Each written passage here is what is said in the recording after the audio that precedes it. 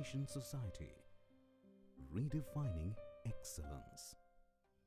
Hello everyone, myself Aniket Sagar. I am a first year student and my branch is AI and Data Science. Hi, my name is Kaushik Patel, first year student from Zeal College of Engineering, branch Artificial Intelligence and Data Science.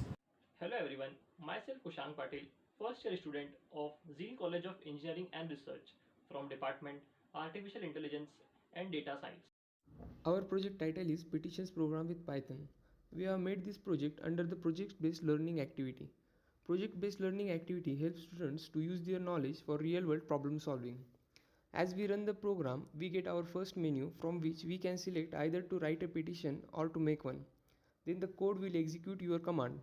The petition you would write will be stored and further displayed to one who wants to sign it. This program comes really helpful because it is easy to operate.